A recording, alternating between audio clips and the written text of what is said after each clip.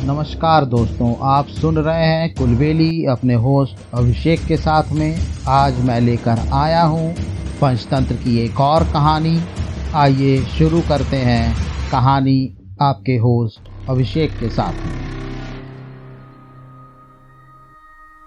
दो बिल्लियां और एक बंदर। बहुत समय पहले की बात है। एक गांव में दो बिल्लियां रहती थी। दोनों बहुत ही अच्छी दोस्त थी और दोनों आपस में बहुत प्यार से रहती थी। दोनों की दोस्ती का सभी लोग उदाहरण देते थे। वो दोनों बहुत खुश थी।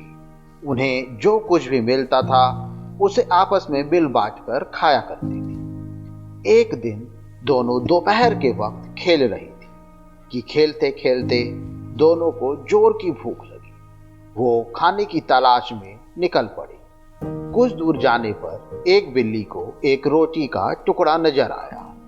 उसने झट से उस रोटी को उठा लिया और जैसे ही उसे खाने लगी तो दूसरी बिल्ली ने कहा, अरे यह क्या, तुम अकेले ही रोटी खाने लगी? मुझे भूल गई क्या?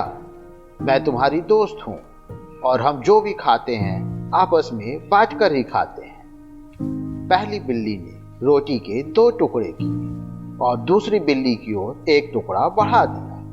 यह देख दूसरी बिल्ली फिर बोली, यह क्या, तुमने मुझे छोटा टुकड़ा दिया है, यह तो गलत है।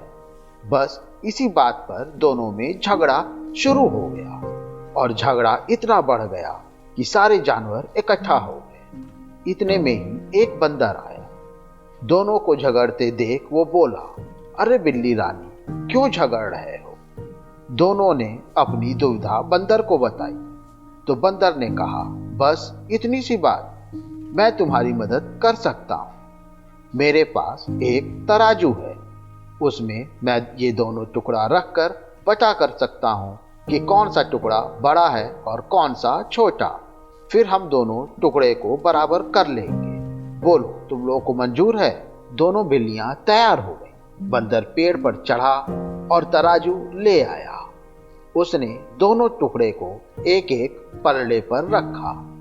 तौलते समय उसने देखा कि एक पलड़ा भारी था तो वो बोला, अरे यह टुकड़ा बड़ा है, चलो दोनों को बराबर कर दे। यह कहते ही उसने बड़े टुकड़े में से थोड़ा सा तोड़कर खा लिया। इस तरह से हर बार जो पलड़ा भारी हुआ उस वाली तरफ से उसने थोड़ी सी रोटी तोड़कर अपने मुंह में डालनी शुरू कर दी। दोनों बिल्लियां अब घबरा गई। वो फिर भी चुपचाप बंदर के फैसले का इंतजार करती रही। लेकिन जब दोनों ने देखा कि दोनों टुकड़े बहुत छोटे छोटे रह गए हैं तो वो बंदर से बोली, आप चिंता ना करो, अब हम लोग अपनी रोटी आपस में बांट लेंगे। इस बात पर बंदर बोला, जैसा आप दोनों को ठीक लगे, लेकिन मुझे भी अपनी मेहनत का मजदूरी तो मिलनी ही चाहिए। इतना कहकर बंदर ने रोटी के बचे हुए दोनों टुकड़े भी अपने मुंह में डाल लिए और बेचारी बिल्लियां वहां से खाली हाथ ही लौटना पड़ा।